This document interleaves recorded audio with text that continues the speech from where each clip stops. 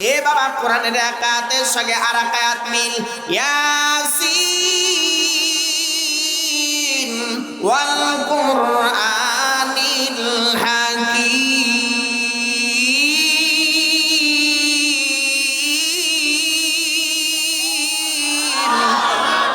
আর রহমানু আল্লামাল কুরআন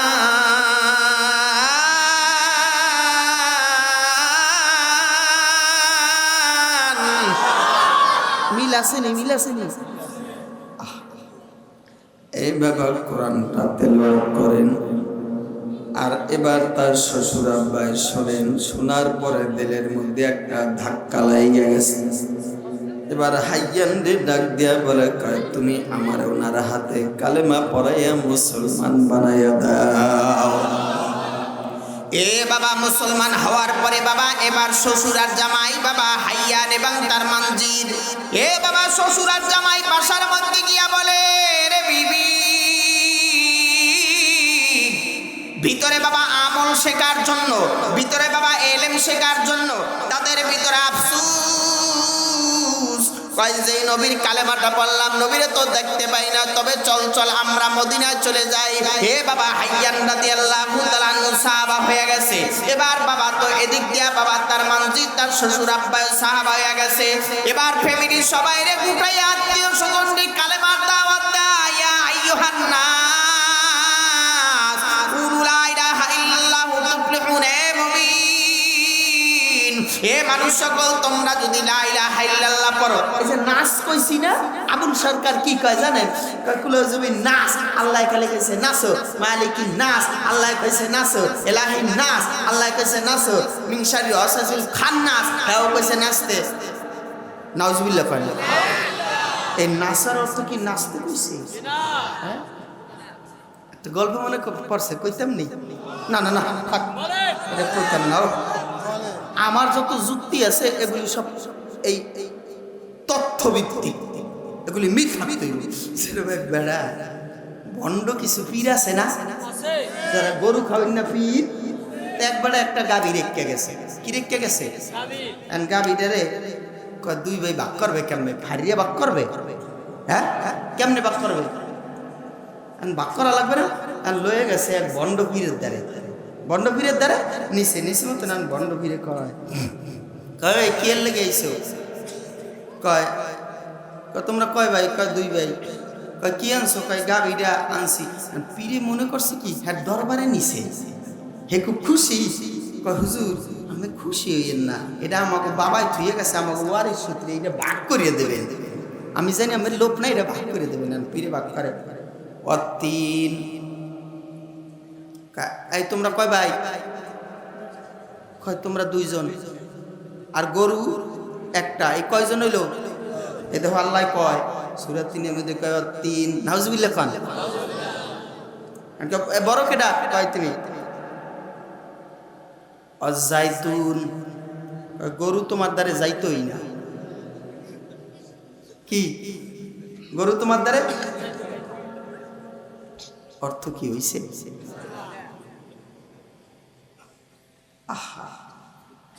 আল্লাহ দেখেন, তা আবুল সরকার এইরকম ব্যাখ্যা করছে। আবুল সরকার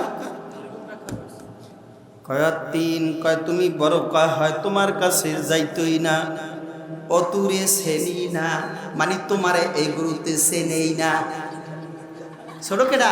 হয় তোমারে গরুতে চেনেই না আর তোমার দ্বারা যাইতো না। ও হাজাল বালাদিল আমিন, এই গরুর মালিক আমি। গরুর মালিক কে? আমি। কেডা? পীরে। আচ্ছা ওর ব্যাখ্যা কি হইছে? হ্যাঁ, আল্লাহ কইছে কি? ওয়াতিনি ওয়াযাইতুনি ওয়াতুরি সিনিনা ওয়া হাদাল বালাদিল আমিন।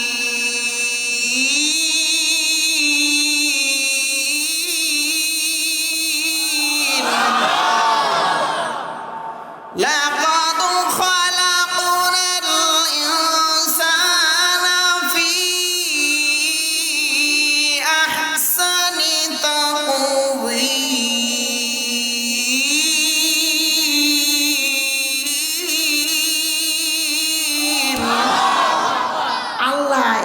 জায়গায় সূরা 3 ফলের কসম গাইছে, জাইতুনের কসম গাইছে।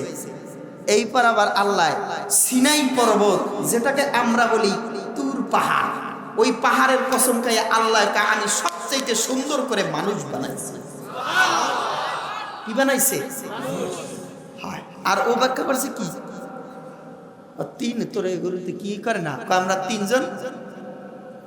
আর জাইতুন তোর কাছে জাইতুন তুই চেনে না, মানে তোর চেনে হাজার বালা দিলাম ওই মালিক হইল। এলেম যদি থাকে, এলেম যদি থাকে তাহলে এই ব্যাখ্যা করতে পারবে? নাহু, সরফ, ফাসাহাত, বালাগাত, মানতিক এগুলি জানতে হবে সমস্ত উলামায়ে কেরাম, তাইলে ব্যাখ্যা বিশ্লেষণ জানবে। তার দ্বারা শিরক হবে না, বিদআত হবে না, আল্লাহর কটূক্তিমূলক কথা হবে না। যেই শিরক করলে আল্লাহ ক্ষমা করবে না। ইন্না শিরকা লা যুলমুন আযীম। হাকিম লোকমান তার ছেলেরে বলে শিরক করবে না, শিরক বড় অন্যায় কাজ, যেটা আল্লাহ রাগ করে আল্লাহ এটা মাফ করবে না, আল্লাহ সব মাফ করবে। শিরক গুনাহ আল্লাহ মাফ করবে। তাহলে শিরক করছে, ওর কল্লাটা কাটতে হালাল। কথা কয় না, কথা কয় না। আউল বাউল ফাউল গুলি দেশটারে সব খাইছে, সব খাইছে। ওর আবার এনে মাসালা ফুডায় কয় বউ খাইছে। ও কইছে কি জানেন আবুল সরকার কি কইছে? আউগলে মা খালা কালা এটা কোনো কোরআনের আয়াত না, এটা হাদিসও না। উলামায়ে কেরাম সাক্ষী, এটা হাদিসও না, আয়াত না। তা আল্লাহ এক নয় কয় কথা কয়। হাই রে বেটা, ইমামে আজম আবু হানিফা রাহমাতুল্লাহ আলাইহি কাছে নাস্তিকে প্রশ্ন করছে তিনটা। কয়টা? নাস্তিক কত কথা বলবো ভাই, অনেক কথা ভিতরে জমা। সুইচ টিপ দিলে লিবাই দিতে হয়, লিবাই দিতে হয়। ক্যাসেট, এটা আল্লাহ ক্যাসেট ঠিক করে দিছে সমস্ত বক্তাদেরই। আমার কথা বলার কোনো ক্ষমতা নাই। কথা বলায় কে? কথা না, কথা বলায় কে? ইমামে আজম আবু হানিফা রাহমাতুল্লাহ আলাইহি নোমান ইবনে সাবিত তিনারে প্রশ্ন করছে কয়টা? তিনটা। এক নাম্বার প্রশ্ন, তোমার আল্লাহ এখন কি করে কও? নাউজুবিল্লাহ কন।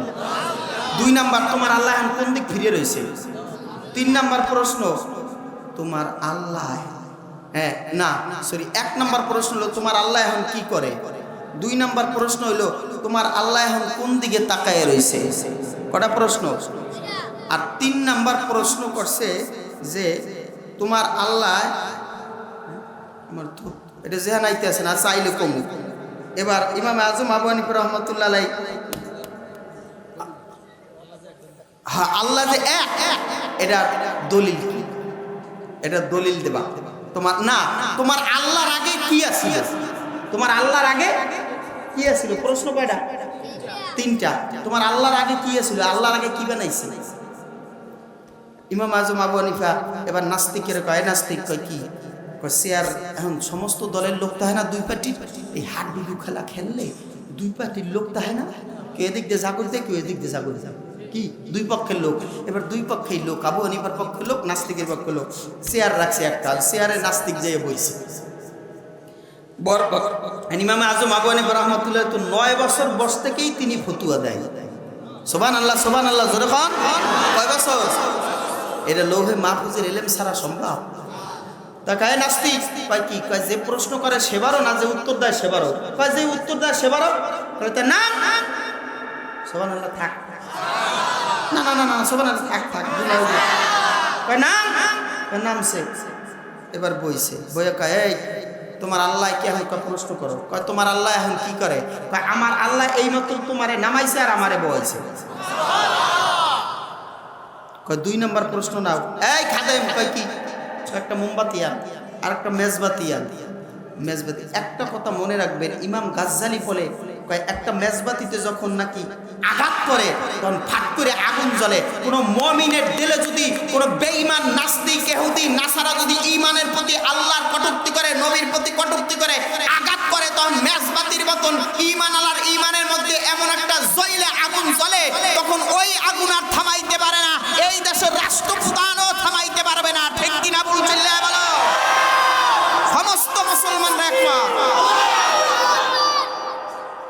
ভাইরা আমার, তখন বলে 2 নাম্বার কয় মোমবাতি আন।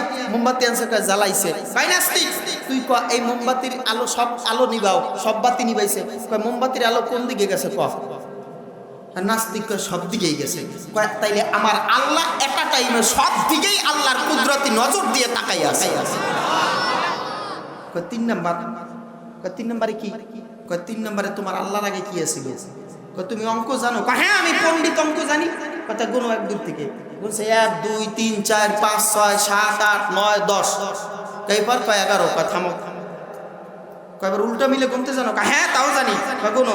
কয় 10 9 8 7 6 5 4 3 2 1 1। এবার গুনো। কার গুনো কি? আর তো নাই। কয় তারপরে কি? কয়বার শূন্য।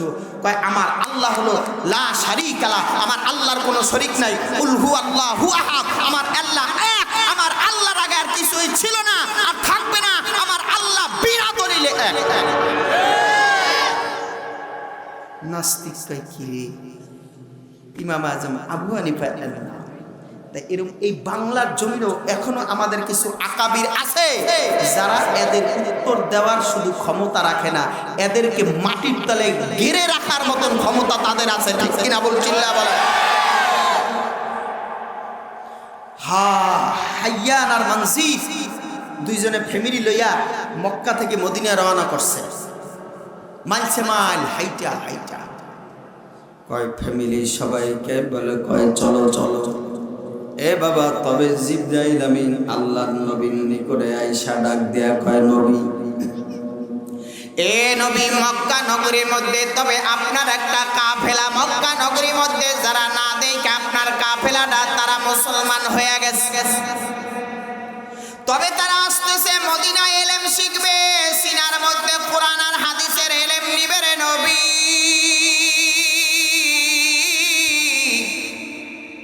এই কথা বলার পরে রে ভাই, আমার নবী মদিনার মধ্যে সাহাবায়ে কেরামের মধ্যে সমস্ত বাবা সাহাবায়ে কেরামকে বলে, সাহাবারা রে, আগামী কালকে একটা কাফেলা আমার মদিনাতে ঢুকবে। ওই কাফেলাটা মদিনার মধ্যে ঢুকবে, তবে কাফেলাটা বড় দামি একটা কাফেলা। মক্কা মদিনার মধ্যে এত দামি কাফেলা আর আমার মাওলার কারণে পাঠায় নাই। নবীর জবান থেকে বেরিয়ে গেছে, রে বাবা, কয় কাফেলাটা বড় দামি, এরা ইলম শিখবে, সিনার ভিতরে আল্লাহর কোরআন নিবে রে ভাই। এবার হযরত ওমর এ বাবা পাগল হয়ে গেছে, এই দামি কাফেলাটা কারা সকালবেলা আসবে? সমস্ত সাহাবারা গিয়া বর্ডারের মধ্যে হাজির। সব সাহাবারা গিয়া দাঁড়ায় রইলেন বাবা। তার মধ্যে হযরতে ওমর রাদিয়াল্লাহু তাআলা আনহু গিয়া দাঁড়ায় রইলেন। তার ভেতর থেকে বাবা, ওই জায়গা থেকে বাবা যখন কাফেলাটা ভিতরে ঢুকবে, দূর থেকে তাকায়া দেখে বাবা উটের পিঠের মধ্যে দুইটা লোক। সুবহানাল্লাহ। আল্লাহ কয় দুইটা লোক উটের মধ্যে, তারা বসে বসে আছে, অনেক লোকজন হেঁটে হেঁটে আসে। এ বাবা, যখন নবীর একেবারে কাছাকাছি মদিনায় চলে আসছে, এমন সময় বাবা ওমর দাঁড়ায় রয়েছে। যে ওমরের মতন মানুষ বাবা দারুল আলকামের ছাত্র, দারুল সুপার ছাত্র, তারা ওই জায়গায় দাঁড়ায় রয়েছে রে মুমিন। দাঁড়ায় থাকার পরে রে বাবা, এবার যখন নাকি ওমর রাদিয়াল্লাহু তাআলা নার কাছাকাছি আসছে, আসার পরে জিজ্ঞাসা করে, তোমার নাম কি? বলে, বলো তোমরা কোথায় যাইবা? ওই হাইয়ান সালাম দিয়া বলে, রে ভাই, আমরা মক্কা থেকে আসছি, আমরা বহু দূর থেকে আসছি, যেই জায়গার মধ্যে বাহরাইন। এ বাবা, মাশরিক থেকে আমরা আইছি হেঁটে হেঁটে রে ভাই। তোমরা কেন আসছো? কোন গোত্রের? আবুল কায়েসের গোত্রের লোক আমরা। কেন তোমরা আসছো? আমরা আসছি মক্কা থেকে। নাকি এই জায়গায় মদিনার মধ্যে এমন একটা মানুষ আইছে যার আখলাক আর চরিত্র তো ভালো, এই মানুষটার কথা শোনার পর উনার এলেম আর আমল শিকার জন্য আমরা এই জায়গায় আইছি। ঈমানের গাছের ভিতরে আমরা ফল ধরাইতে আইছি, ঈমানের গাছের মধ্যে আমলের ফল ধরাইতে আমরা আইছি। জোরে চিল্লা বলেন আল্লাহু আকবার। এ বাবা, ক্বালান নবী সাল্লাল্লাহু আলাইহি ওয়াসাল্লাম শুকুরুন। জোরে কোন সুবহানাল্লাহ।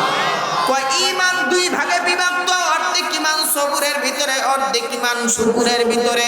সাহাবায়ে কেরামের সবুর ছিল, এবার বাবা শুকুর ছিল। আমাদের শুকুর নাই, আমাদের সবুর নাই। মসজিদে গেলে বাবা নামাজের মধ্যে আমরা সময় দিতে চাই না, মাহফিলের ময়দানে গেলে আমরা সময় দিতে চাই না। মসজিদে নামাজ পড়ে টাকুর টুকুর সিজদা দিলি মুকরায় যেমন ঠোকরায় ধান। ঠিক কিনা ভুল? জোরে চিল্লা বলেন। এ বাবা সাহাবায়ে কেরামের কথা জিজ্ঞেস করতো, এরে মুমিন এরা কোথায় গেছে? কয় খাসিরহাট বাজারে। আইবে কখন? কয় জানি না। আইবে কখন? কয় গেল আইয়া পড়বে। আর যদি জিজ্ঞাসা করে কোথায় গেছে? কয় মসজিদে নববীতে গেছে। আসবে কখন? কয় কখন আসে জানি না। সুবহানাল্লাহ। আরে আমি কুতুবপুরি খাইসার সম্পর্কে আমার বিবি ভালো করে জানে। কয় কই গেছে? কয় বাজারে গেছে। আইবে কখন? কয় তা জানি না। কই গেছে? কয় মসজিদে টলারঘাট মসজিদে নামাজে গেছে। আইবে কখন? কয় সূরা কেরাত পড়তে পড়তে গেছে। টাক দিতে যতক্ষণ সময় লাগাইয়া পড়লো। কথা কয় না? না খাইসার সম্পর্কে আমার বিবি তো জানে ভালো করিয়া যে মসজিদে গেছে মন থেকে না, দৌড় দিয়ে আই পড়ে সূরা কেরাত পড়তে পড়তেই গেছে। আমার একজন মুসল্লি ছিল, নামাজে খাড়াইয়া জানলার পাশে এই চেয়ারে বসে নামাজ পড়তেছে। এই লোক যাইতো না, মনে করতে নামাজে নাই, আসসালামু আলাইকুম। ওয়ালাইকুম সালাম। আবার যদি মোবাইল আইতো না, তাহলে মোবাইল বেরিয়ে নামাজে আসি, নামাজে আসি। এই হলো নামাজের অবস্থা। আর যদি একটু আত্মাহিয়াত যদি দেরি করে, দুরুশি তাই এরকম করে, এর মানে হুজুর তাড়াতাড়ি করেন, তাড়াতাড়ি করেন। কি কথা কয় না? এরম আছে না নাই মুসল্লি? এই খাইসাতের মুসল্লি আছে না নাই? তবে আমরা ভালো আছেন এই খাসিরাত নাই আছে। হায় হায় রে, ওরে নামাজ রে, নামাজ পড়ে আর যদি দেরি হয় তাহলে দেখে ফ্যান কয়টা আছে। আর যদি সালাম ফিরাইতে পারে তাহলে সালাম ফিরে দেখে যে আসসালামু আলাইকুম ওয়া রাহমাতুল্লাহ। কইরে ওই সলিমুদ্দির বাহে আইছে। আবার এদিকে ঘুরে কয় কলিমুদ্দির বাহে আইছে, মানে ওর সালাম ফিরানো শেষ। দেখা ও শেষ। ও জানে সলিমুদ্দির বাহে ডান পাশে বহে, কলিমুদ্দির বাহে বাম সাইডে বহে। আর যাহে না ওর দেখা শেষ। আর সালাম দিব হলো ডান কাঁধে, সালাম দিব হলো বাম কাঁধে। কি কথা কয় না? এই নামাজ দিয়ে আবার জান্নাত। আল্লাহ বলে ফজরের নামাজ পড়, আল্লাহ বলে ফজরের নামাজ পড়। শয়তানে কয় শীতের দিনে নরম ল্যাব গরম কর। কথা কয় না? আপনারা কি শয়তানের দলে না আল্লাহর দলে? আচ্ছা, আল্লাহর দলে না শয়তানের দলে? ভালো করে বুঝা কয়েন, বুঝা কয়েন। আজকে যারা ইশারে নামাজ পড়ছে তারা কার দলে? আর যারা পড়ে না তারা? এই আওয়াজটা কম হয়ে গেছে, কম হয়ে গেছে। যারা ফজরের নামাজ পড়ে তারা কার দলে? যারা পড়বে না তারা কার দলে? তাহলে ফজরের নামাজ আমরা কারা কারা পড়বো না? জাগান জাগান। আসিস একটু পরীক্ষা করলাম মাঝে মধ্যে, তখন বয়ান করলাম একটু পরীক্ষা করা লাগে না?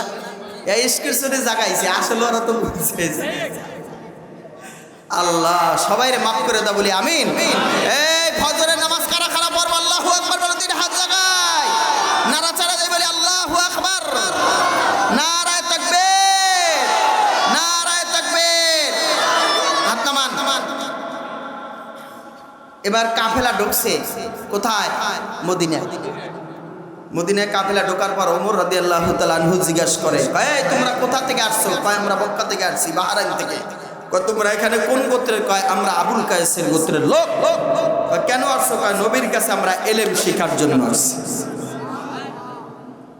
এই বাবা, যখন মসজিদে নববীর মধ্যে মুমিন ঢুকছে, ঢোকার পরে এবার মসজিদে নববীর মধ্যে ঢুইকা বাবা এবার দেখে আমার নবী বইয়া বইয়া কোরআন তেলাওয়াত করে। আমার নবী বইয়া বইয়া কোরআন তেলাওয়াত করে। হাইয়ান রাদিয়াল্লাহু তাআলা আনহু এর বাবা আর বাবা মনজির রাদিয়াল্লাহু তাআলা আনহু শ্বশুর আর জামাই দুইজনে ভিতরে প্রবেশ করলেন। প্রবেশ করার পর নবী আমার বলে, রে হাইয়ান, আমি নবীরে দেখো না, তবে আমি নবীরে না দেখা তোমরা কালেমা পড়ে মুসলমান হইছো রে গোলাম। তবে আমার নবীর চেহারার দিকে তাকাইয়া বাবা তারা চিনতে পারছে এটাই নবী। এ বাবা আবু জাহেল বারবার বলতেন, কয়টা পাগলার কাছে যাইবে না, ওটা একটা পাগল, পাগল, ওটা একটা জাদুকার, জাদুকার। আমার নবীরে ডাইকা ডাইকা বাবা ছোট্ট ছোট্ট বাচ্চারা পাথর মারতেন তায়েফের ময়দানে, কিন্তু আমার নবী বাবা ছোট্ট বাচ্চারা পাথর মাইরা মাইরা দৌড়াইয়া দৌড়াইয়া যাইতেন। আমার নবী বাবা পাথর মাইরা যখন দৌড় দিয়া বাবা বাচ্চারা যাইতেন, ভয়ে বাবা বাচ্চারা যাইতেন। আমার নবীরে বাবা দেখলে বাবা এরকম মনে হইতো আমার নবীর চেহারার দিকে তাকাইলে বাবা মায়া লাগতো। এ বাবা বুখারীতে আসছে আমার নবীর ঠোঁট দুইটা ছিল গোলাপের পাপড়ির মতন লাল, আমার নবীর দাঁতগুলি ছিল মুক্তার দানার মতন সাদা, আমার নবীর হাতের এই গোছাটা ছিল বাবা বেলুনের মতন বাবা গোল, আমার নবীর আঙ্গুলগুলি বাবা লম্বা লম্বা সুন্দর ছিল বাবা। বুখারীর বর্ণনারে মুমিন এই নবীরে দেখলে এমন কাটটা কাফের তার মায়া লাগতো রে মুমিন। আইয়া রে বার আইসা নবীরে জড়ায় ধইরা বলে, রে নবী আমি এত রাস্তা রান করে আসছি, তবে আমার পেটে বড় ক্ষুধা, তবে আপনারে দেখার পরে আমি নবী আমার সাহাবার আর ক্ষুধা পেটে নাই, কারণ আমার ক্ষুধাটা নিবারণ হয়ে গেছে নবী। আমার নবী বলে, তুমি কেন আসছো? আমি আপনার কাছে এলেম শিক্ষা করার জন্য আইছি। কয় যদি এলেম শিক্ষা করতে হয় তাহলে আমার দারুস সুফা একটা মাদ্রাসা আছে, মাদ্রাসার ভিতরে তোমরা ঢুইকা এলেম শিখবা। এ বাবা হাইয়ান বলে, রে নবী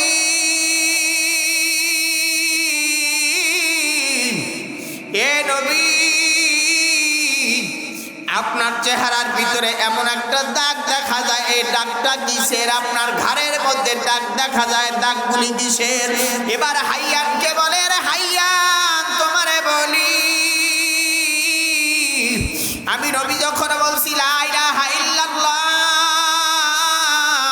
মুহাম্মাদুর রাসূলুল্লাহ, তখন ছোট্ট ছোট্ট বাচ্চারা আমার মক্কা নগরীতে থাকতে দেয় নাই, ওরা আমারে ঢিলা মারছে, ওরা আমারে পাথর মারছে, একমাত্র আমার মাওলার কোরআনের জন্য। রে মুমিন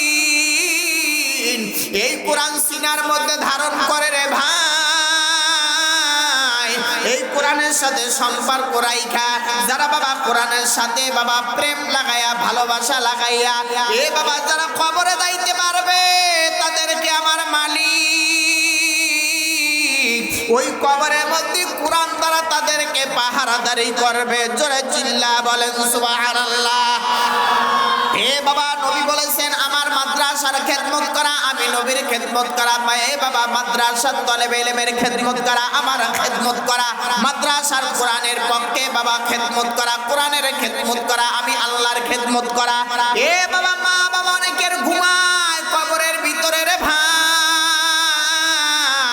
আজকে মাইকের আওয়াজ যত দূরে যায় ওই মুহূর্তে গান বাবা কবরের মধ্যে শুয়া শুয়া বাবা কত তারা খুশি হয়, এই আর উসিলায় বাবা তাদের জীবনের গুনাহ আমার মাওলায় মাফ করে দিতে পারে। ঠিক কিনা বলছিল্লা বলেন।